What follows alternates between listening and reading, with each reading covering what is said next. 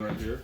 Clean out sewer line and main sewer line. Okay. Okay, so you can, whatever point that helps you get, you've got a straight shot, or maybe 1 to 2 bends, not 90s, in the sewer line. Otherwise, it requires a clean out outside, but you don't have that, so that's where we're at with that.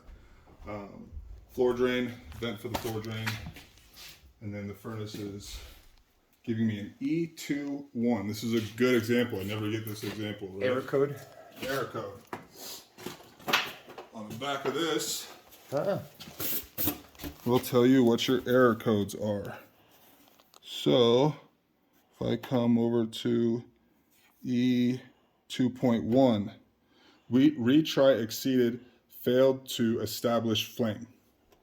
No flame. So that's what that is. Yep. Now, when I turn on the furnace, this is on, the gas is on to it.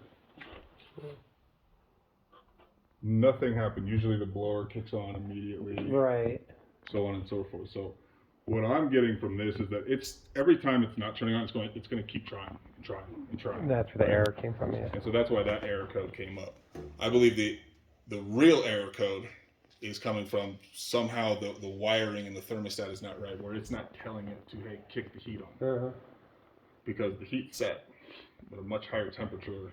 I hope that's an easy fix, the wiring in the thermostat. These guys, I know how to fix it temporarily, but the way that I fix it, the heat will just continually run. Sure. Yeah. Oh, It'll be no. blazing hot. Yeah. No, thank you. So you don't want that. But I'm going to do that temporarily so that we don't have pipes freeze and I don't have to turn off the water and all that. So anyways, there's that. Your furnace is a closed system, so it pulls in fresh air from the outside and exhausts all the fumes outside as well. These high efficiency appliances, so it's the same thing with the water heater, they burn so clean that you could literally put your face up to it and just continually breathe it and not become asphyxiated or sick or anything. So, anyways, here too, switch. This is also a transformer to the doorbell. If your doorbell does not work and somebody's pressing the button, then you most likely don't have heat or AC. That's why I think it's thermostat as well, because you rang the doorbell. Yeah, doorbell was working. Right? Yeah. That would mean like you didn't have power to the furnace is really what that is doing. But the first thing you always want to check is the switch on? Okay, if you don't have heat, if you don't have AC.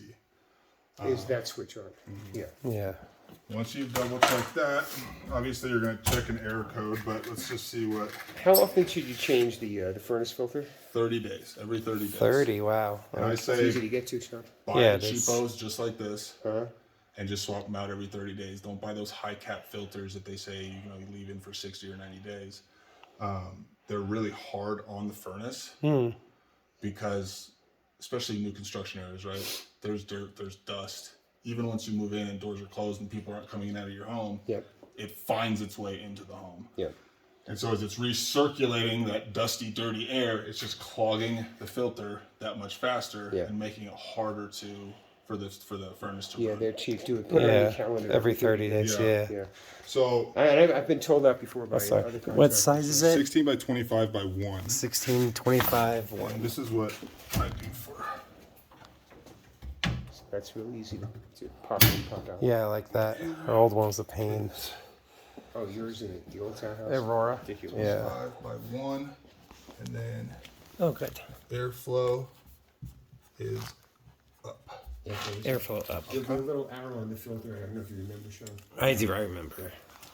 Yeah, this will be much easier. So we'll get the panel door on and everything and the furnace working because I've got that on the list here. If you lose heat in the winter, that is considered an emergency. And then I have emergency contact numbers upstairs. Go through that process, right?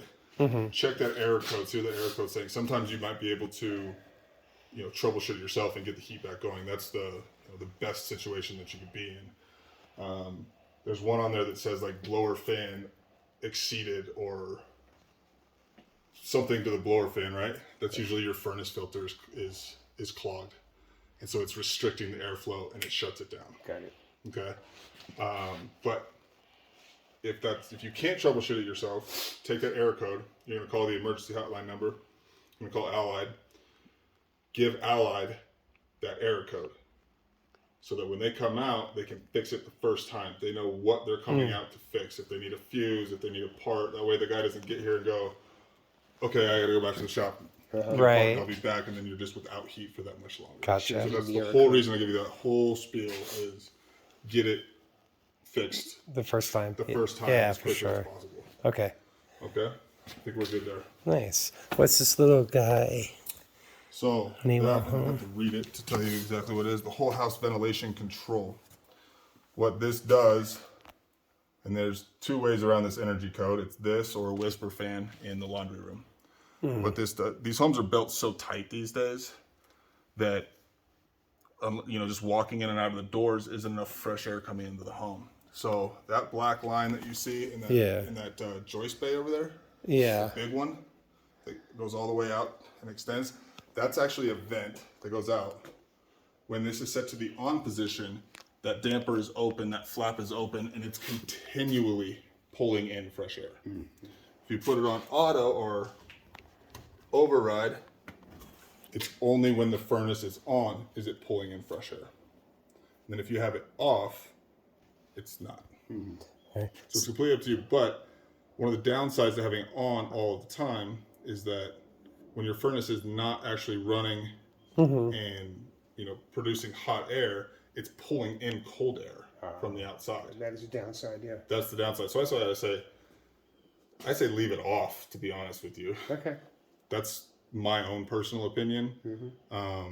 Because then, or on the override, but on the override, you're pulling in fresh air. So I would actually do it Override? on the override. Override. Yeah, because it's still bringing it in and circulating that air through the furnace and heating it up as it goes. Okay. It's on override right now? Yeah, it is. So, Yeah.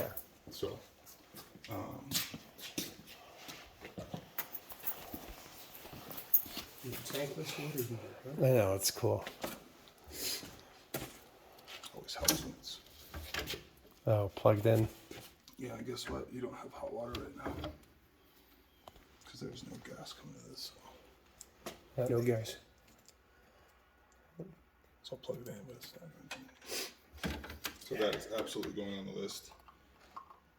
I'm probably going to go choke out my plumber after this.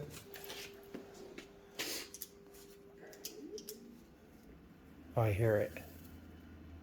That's cool.